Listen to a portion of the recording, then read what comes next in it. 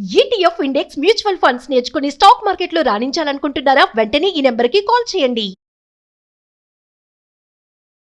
నమస్తే, సుమన్ టీవీకి స్వాగతం. మనతో ఉన్నారండి ప్రముఖ జ్యోతిష్యులు సుభాష్ శర్మ గురువు గారు. సో రాశి ఫలాల గురించి వారితో అడుగుతాము. నమస్తే గురుగారు. శ్రీమాత్రే నమః. ఈ పరాభవనామ సంవత్సరంలో ధనుసు రాశి వారికి ఎలా ఉండబోతుంది? అంటే విద్యాపరంగా కానీ, ఆరోగ్యపరంగా కానీ, వివాహం, సంతానం, అన్ని రకాలుగా ఒకవేళ ఏమన్నా దోషాలు ఉంటే ఎలాంటి పరిహారాలు చేసుకోవాలి? తప్పకుండా అండి. ముందుగా వీక్షిస్తున్న ప్రేక్షకులందరికీ శ్రీమాత్రే నమః, శ్రీ గురుభ్యో నమః. యాదేవి సర్వభూతేషు మాతృరూపేణ సంస్థిత. నమస్తస్సై నమస్తస్సై నమస్తస్సై నమో నమః. ముఖ్యంగా ధనుస్సు రాశి వారి కనుక చూసుకున్నట్టయితే ఈ సంవత్సరము గురువు 8వ స్థానంలోను, అలాగే వీళ్ళకు శని 4వ స్థానంలో సంచరిస్తూ ఉన్నాడు. కనుక ఈ సంవత్సరం ధనుస్సు రాశి వారికి కాస్త ఇబ్బందికరమైనటువంటి జీవితం అనుభవించేటటువంటి పరిస్థితులు ఏర్పడుతూ ఉంటాయి.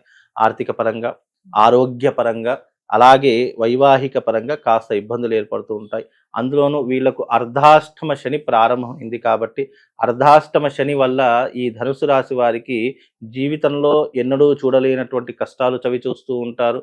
అలాగే అయిన వాళ్లతో శత్రుత్వాలు ఏర్పడుతూ ఉంటాయి. కుటుంబంలో చీలికలు ఏర్పడుతూ ఉంటాయి.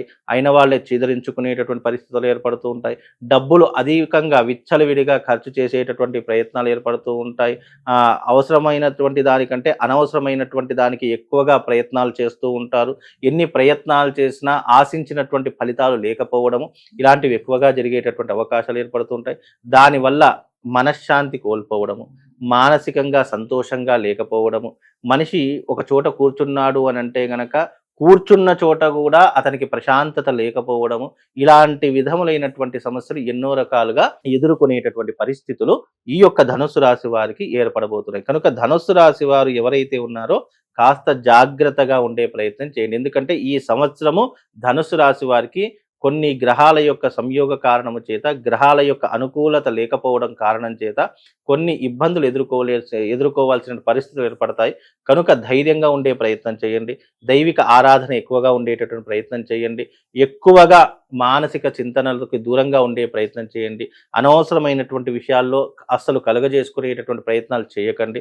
మీ ఉద్యోగము, మీ ఇల్లు అనేటటువంటి తరహాలోనే ఉండే ప్రయత్నం చేస్తే కొంతవరకు ఉపశమనం కలిగేటటువంటి అవకాశం ఉంటుంది. అందులోనూ గురువు అష్టమ స్థానంలో ఉన్నాడు కాబట్టి వీళ్ళకు రుగ్మతలు వచ్చే అవకాశము లేదు అని అంటే గనక అనవసరంగా హెల్త్ పాడు చేసుకునేటటువంటి సందర్భాలు, లేదా మద్యము, జూదము ఇలాంటివి వ్యసనాల పాలు అయ్యేటటువంటి అవకాశాలు ఏర్పడుతూ ఉంటాయి. లేదా విద్యార్థులకు కావచ్చు, చదువుకున్నటువంటి మెరిట్ స్టూడెంట్లకు కావచ్చు, ఏంటి అంటే గనక విద్య పట్ల ద్వేషం పెరగడము, లేదా విద్య మధ్యలోనే ఆపివేసేయడము, లేదు ఉద్యోగ అవకాశాలు పూర్తిగా వదిలిపెట్టడము, దాని మీద ఉన్నటువంటి కారణం చేత మరోవైపు వీళ్ళ యొక్క మనసుని మళ్లించుకోవడము, ఇలాంటివి చాలా మట్టుకు జరిగేటటువంటి అవకాశాలు ఉంటాయి.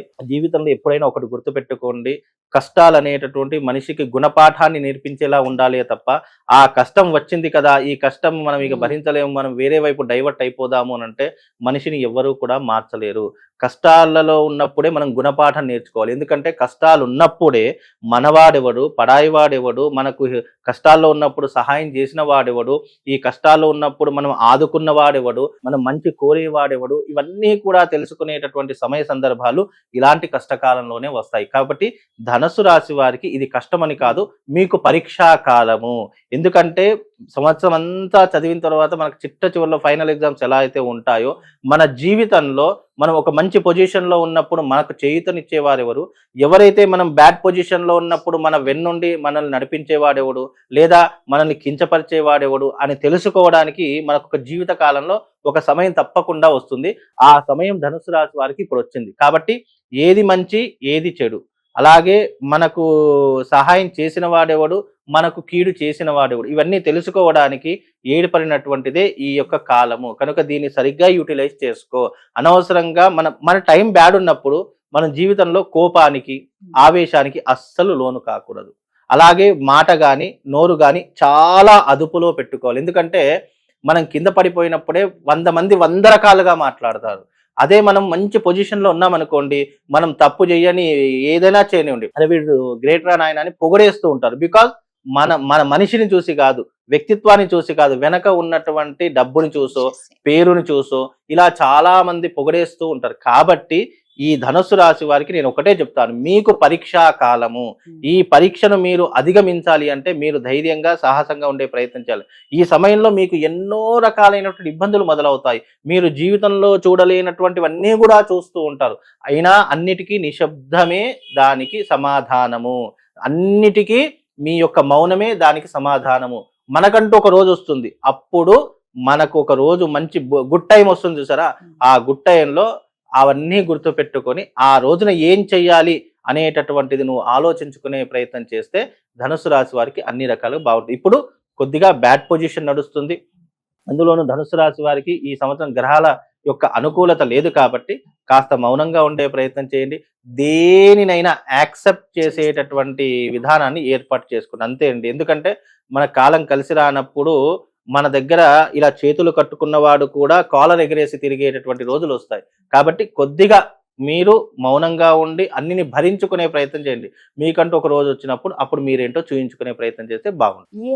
ఏ దేవుణ్ణి ఆరాధించాలి గురుగారు? ఏ ఆలయాలకు వెళ్ళాలి ఈ రాశి వారు? ముఖ్యంగా ధనుస్సు రాశి వారు శివారాధన చేసుకోవడము, లేదు అని అంటే గనక ఒక్కసారి వీళ్ళు కామాఖ్య అమ్మవారి యొక్క క్షేత్రానికి వెళ్ళి వస్తే సరిపోతుందండి. ఎందుకంటే కామాఖ్య అమ్మవారి యొక్క క్షేత్రానికి వెళ్ళిన తర్వాత ఆఫ్టర్ లైఫ్ బిఫోర్ లైఫ్ అన్నట్టుగా కొన్ని పరిస్థితులు మార్పు చెందేటటువంటి అవకాశం ఆ క్షేత్రంలో ఉన్నటువంటి విధానం వల్ల, అక్కడ ఉన్నటువంటి శక్తి వల్ల మనిషి యొక్క జీవితం కూడా మార్పు చెందేటటువంటి అవకాశం కనిపిస్తూ ఉంటుంది. ఎందుకంటే చాలా మట్టుకు కొంతమంది జీవితాల్లో నేను గమనించా, వాళ్ళ లైఫ్ ఎంత బ్యాడ్ పొజిషన్ లో ఉన్నా, వాళ్ళ జీవితము ఎంత అధో స్థాయిలో ఉన్నా, కామాఖ్య క్షేత్రం వెళ్ళి వచ్చిన తర్వాత వాళ్ళ జీవితంలో ఎన్నో మెరాకిల్స్ జరిగాయి.